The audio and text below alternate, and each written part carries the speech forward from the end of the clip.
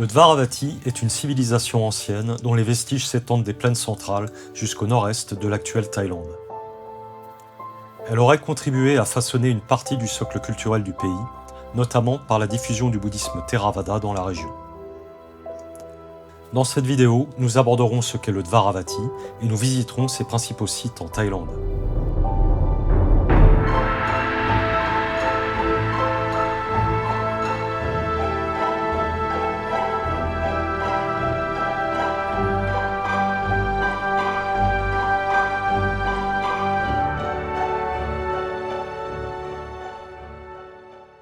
Pour la situer dans le temps, la période du Dvaravati s'étend du 6e jusqu'au 11e siècle. Elle se développe avant l'expansion des grands empires régionaux d'Angkor et de Pagong. Pour la situer dans l'espace, c'est une civilisation qui regroupe un ensemble de cités sur un territoire qui s'étend en gros de la plaine centrale jusqu'au nord-est de la Thaïlande actuelle. Pour la définir culturellement, il faut savoir que sa population est étroitement liée à l'ethnie Mon. Les Mon, eux-mêmes fortement influencés par la civilisation indienne, ont influencé à leur tour des peuples de la région, et notamment par la diffusion du bouddhisme Theravada. Dans l'ouvrage Thaïlande, Histoire, Société, Culture, Arnaud Dubu nous parle du Dvaravati et de son peuple d'ethnie Mon. Il y cite l'historien Gordon Luce, pour qui le Dvaravati est le pays des Mon. Ceux-ci sont à son avis parmi les plus anciennes populations connues du Siam central et de la Birmanie. On apprend aussi dans cet ouvrage que le nom Dvaravati désigne en sanskrit la capitale légendaire de Krishna dans l'épopée indienne du Mahabharata. Pour décrire l'organisation du Dvaravati, Arnaud Dubu explique également que selon l'historien David K. Wyatt, le Dvaravati était plus une civilisation qu'un véritable empire.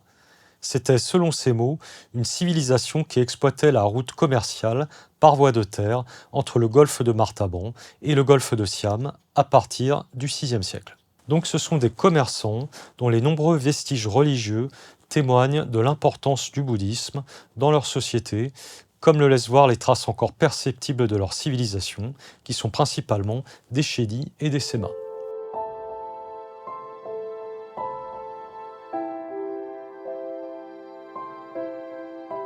À l'intérieur de ce monde, il y a une économie qui se met en place et qui passe plutôt le long des rivières, des axes de circulation et de déplacement des marchandises qui sont les rivières. Alors des rivières, on va parler des bassins, mais on va s'articuler autour de 3 espaces, celui de la Chao Phraya, la plaine centrale. Et puis sur les hauts plateaux d'Isan, c'est 2 rivières, c'est la rivière Chi et la rivière Moon, qui existent encore aujourd'hui, qui n'ont pas forcément les mêmes tracés, et qui étaient 2 axes majeurs, et on peut suivre ces cités Dvaravati en suivant ces rivières-là, qui, on le sait, sont toutes les 2 connectées au Mekong. On va voir que ça a son importance. Donc là, on a une route majeure, mais qui ne sont pas connectés à la Chao Phraya. Ça, c'est un petit détail. C'est intéressant parce que ça veut dire qu'à un moment donné, il y avait une circulation qui devait se faire entre la plaine centrale et les hauts plateaux d'Isan, à travers notamment la montagne de Phetchabun. Et on a un grand centre culturel de Dvaravati juste à cette frontière.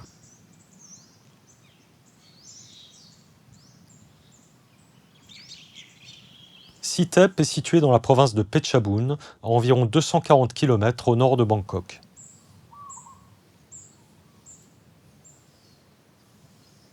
La cité fut visitée et étudiée à partir de 1905 par Damrong Rajanubab, fils du roi Mangkut et figure fondatrice de l'histoire et de l'archéologie moderne en Thaïlande.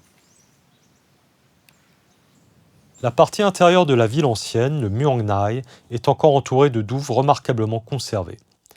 Elle s'inscrit dans un espace presque circulaire d'environ 1500 mètres de diamètre.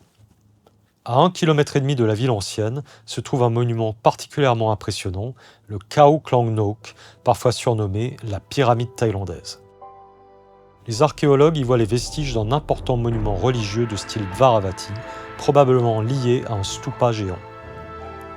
Cette vaste structure de briques et de pierres mesure environ 64 mètres de côté pour près de 20 mètres de hauteur et daterait des 7e ou 8e siècles.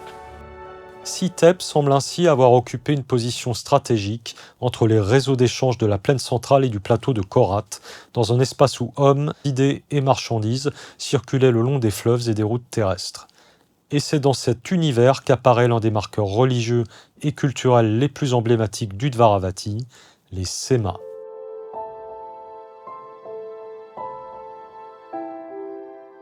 Nous sommes ici dans la province de Kalassin, dans le village de Kamalasai, dans le lieu-dit Baan Sema, qui veut dire en thaïlandais la maison des Sema. Et nous sommes exactement dans un temple qui s'appelle... Alors, il s'appelle Wat Pochai Semalan. Qu'est-ce que c'est qu'un Sema? Une Sema, c'est ce qu'on appellerait en français une borne. Ça servait à borner un espace sacré, celui d'un temple. Ces pierres-là, elles étaient faites pour enseigner généralement un élément, par exemple, de la vie de Bouddha aux gens. Donc c'était un peu, les gens ne savaient pas lire et écrire, ils venaient ici, ils regardaient, ils apprenaient quelque chose. Le moine devait transmettre son savoir grâce à ça. Et par contre, on retrouve des éléments qui sont très intéressants pour nous, archéologues, c'est parce qu'effectivement, les éléments végétaux que l'on retrouve ici, ça représente tout simplement l'environnement qu'il y avait autour d'eux. Donc on peut aussi regarder à travers les symboles floraux de la végétation. Donc un environnement très rural. Oui. Par contre, là, on est dans le bouddhisme. Leur religion est le bouddhisme. Alors, pendant très longtemps, quand on étudiait ces bornes, effectivement, on ne regardait ça que du point de vue purement bouddhiste. Mais aujourd'hui, on a quand même des chercheurs, notamment un chercheur français, qui nous dit que, attention, quand vous lisez ces symboles-là, il faut penser aussi qu'il y avait des croyances qui prédataient les croyances bouddhistes. Concernant les croyances précédant la diffusion du bouddhisme, plusieurs éléments sont aujourd'hui connus. Des objets et sculptures liés à l'hindouisme ont été retrouvés sur des sites comme Sitep et Nakhon Pathom, montrant que le paysage religieux d'Udvaravati n'était pas exclusivement bouddhique. Encore avant l'arrivée des traditions religieuses venues du sous-continent indien, les populations locales pratiquaient probablement des croyances de type animiste. Ces croyances ne semblent d'ailleurs pas avoir disparu avec le bouddhisme, mais avoir continué à coexister avec lui, dans une forme de syncrétisme religieux encore visible aujourd'hui en Thaïlande, où les pratiques bouddhiques côtoient souvent les cultes des esprits, appelés Pi. Donc dans ce temple, nous sommes en présence de reproductions. Ce ne sont pas des originaux qui datent d'Udvaravati. Les originaux sont-ils quelque part? Dans des musées nationaux. Là, c'est Khon Kaen qui a les collections.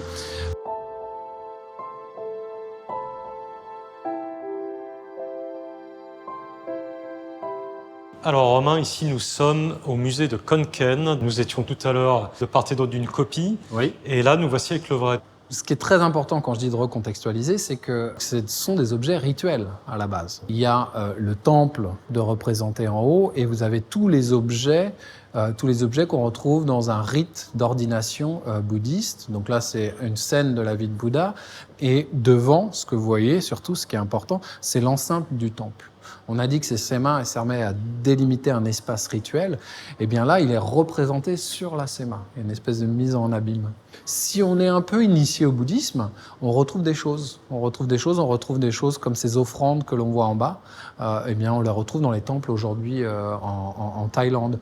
Ces péristyles, ils ne nous sont pas inconnus. On les retrouve encore aujourd'hui dans les temples thaïlandais. Ces éventails, si vous allez à des funérailles aujourd'hui en Thaïlande, vous verrez sûrement, c'est un peu drôle dit comme ça, mais vous verrez des ventilateurs qui sont offerts aux moines. Ces ventilateurs, c'est un héritage moderne, c'est l'interprétation moderne de ces objets qu'on voit là, qui étaient des éventails que l'on offrait aux moines pendant les funérailles, où souvent il y a des mots en thaïlandais. Alors il y en a un, je crois que c'est naître, vieillir, souffrir et mourir. Voilà, on les retrouve sur cette stèle. Très bien, c'est une preuve vraiment du côté vivant de la religion ici. Voilà. Où on voit déjà il y a plusieurs siècles ce mélange de mythologie et de vie quotidienne qu'on retrouve porté par les Sema. Et puis encore aujourd'hui, comme tu dis, des ventilateurs qui sont offerts aux moines dans la stricte continuité de cette culture. Les éventails d'Udvaravati apparaissent comme des symboles de respect, de dignité et de dévotion. De nos jours, les offrandes de ventilateurs électriques, à la fois utiles et symboliques, s'inscrivent dans une même tradition bouddhiste permettant de soutenir la vie monastique et d'acquérir du mérite. L'organisation politique exacte des cités de Varavati reste encore mal connue aujourd'hui. S'agissait-il de simples cités-États gouvernées par des souverains indépendants? Ou bien certaines d'entre elles dépendaient-elles d'un pouvoir dominant, centré autour de la région de Nakhon Pathom au 7e siècle? En effet, lorsque l'on observe les distances séparant les principaux sites de Dvaravati, on constate qu'il y a plus de 500 km entre Nakhon Pathom et Muang Phadet, près de 300 km entre Muang Phadet et Sitep. On se demande donc comment ces villes communiquaient entre elles. On se demande aussi quels liens politiques elles entretenaient réellement. Et si un pouvoir central existait, comment est-ce que son influence pouvait s'exercer à travers des distances aussi importantes, à une époque où les déplacements et les communications restaient longs et difficiles? Est-ce qu'il y avait un cœur à la civilisation de Dvaravati? On n'est pas exactement sûr. Personnellement, j'ai trouvé un terme. Quand j'essaie d'expliquer aux gens, je parle de monde Dvaravati. Ce terme-là, c'est pour expliquer qu'il n'y a pas forcément un empire qu'on pourrait imaginer dans ces périodes-là. Il n'y a pas forcément même un royaume centralisateur. On va plutôt parler de constellation de petits pouvoirs politiques et religieux. Ce qui est important, c'est de garder cette idée qu'il a pu y avoir des capitales, il y a pu y avoir des pouvoirs qui étaient en compétition. Peux-tu nous dire en quoi les archives impériales chinoises peuvent nous éclairer sur le monde Dvaravati?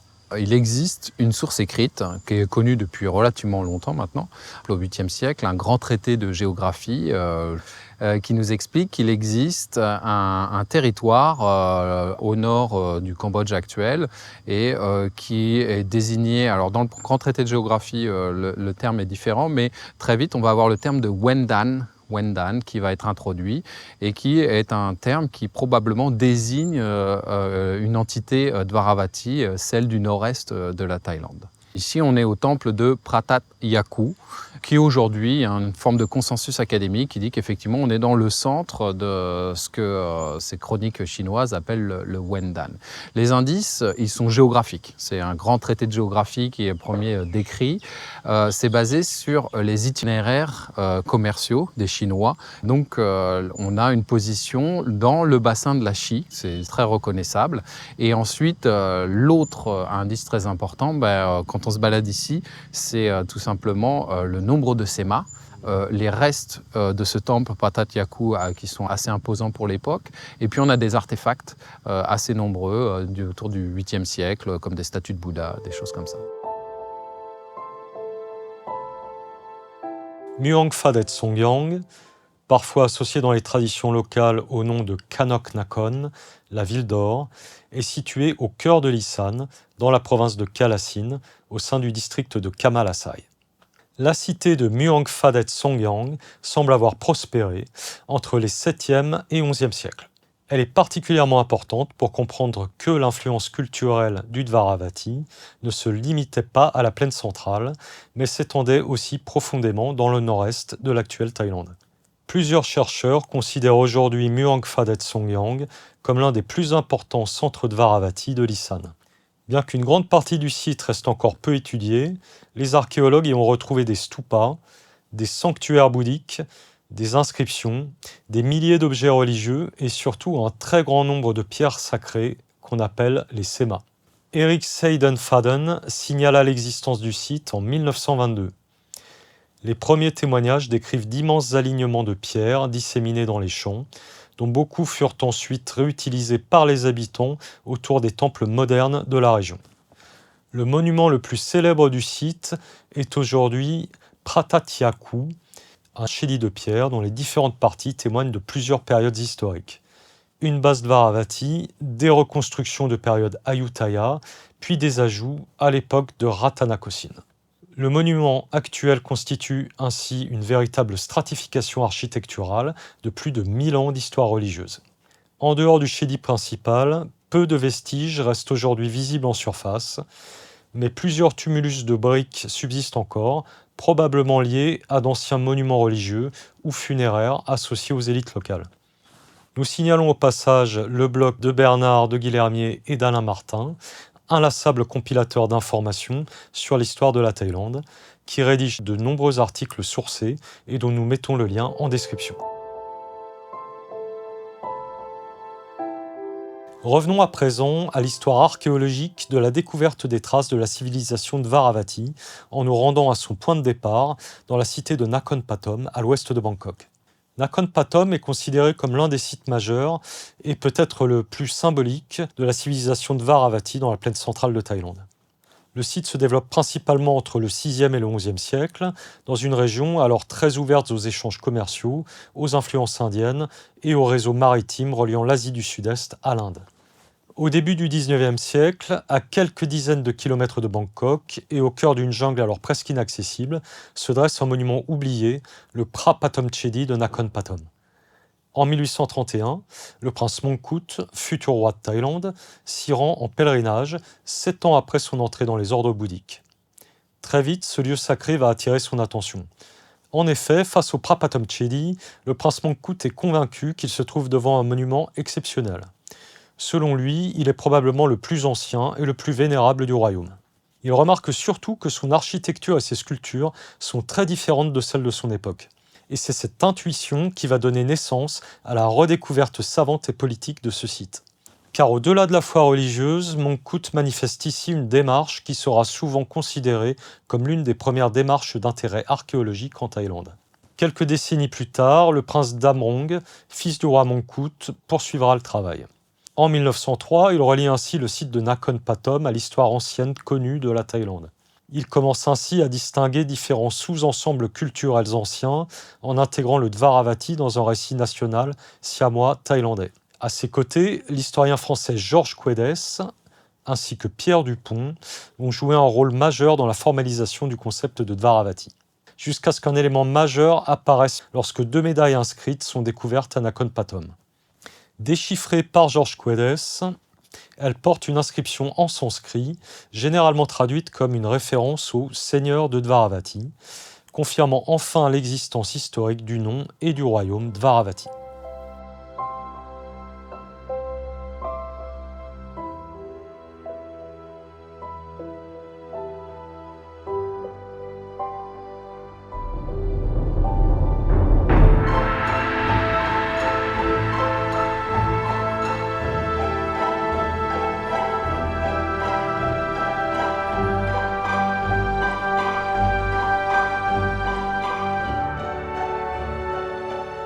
Le Chedi actuel est une reconstruction du XIXe siècle, ordonnée par le roi Mongkut, mais il recouvre un monument beaucoup plus ancien qui lui date de la période Dvaravati. Le nom Pathom signifie premier. Selon la tradition royale siamoise, ce monument était, comme on l'a vu, considéré comme le plus ancien Chedi du royaume et l'un des premiers centres du bouddhisme dans le territoire de l'actuelle Thaïlande. Les fouilles archéologiques ont révélé des structures de briques anciennes, des sculptures bouddhiques, des roues de la loi ou dharma chakra, des inscriptions en pali et en sanskrit, ainsi que des influences artistiques indiennes et mon. Les recherches récentes présentent de plus en plus Nakhon Pathom, non comme une capitale impériale unique, mais comme une grande cité religieuse, commerciale et culturelle, intégrée à un réseau de villes Dvaravati. Nakhon Pathom est fondamental car le site permet de comprendre l'arrivée du bouddhisme dans la région, les débuts de l'urbanisation dans la plaine centrale, les échanges avec l'Inde et les origines culturelles antérieures au royaume thaï comme Sukhothai ou Ayutthaya. Le Dvaravati, ça vient avant l'Empire Khmer, au niveau de l'histoire. Et par ailleurs, tu m'as dit qu'on a retrouvé au Cambodge des Sema. Donc la question que je me pose, c'est est-ce que le Dvaravati a influencé à un moment l'Empire Khmer, au moins au moment de son émergence, et au moins sur le plan religieux? Alors, il y a une influence mutuelle qui se fait à un moment donné. On va retrouver des Sema dès le 8e siècle dans le site de Phnom Kulen, qui est l'endroit où émerge le pouvoir de l'Empire Khmer à venir. Donc, il y a effectivement une influence, ou du moins, il y a probablement certains de ces moines venus du monde Dvaravati qui vont aller voyager dans ces sphères-là. Donc ça, c'est avéré par les Sema, par les objets. Et alors, en retour de cette influence, tu m'as dit tout à l'heure que l'Empire Khmer a fini par influencer à son tour le Dvaravati.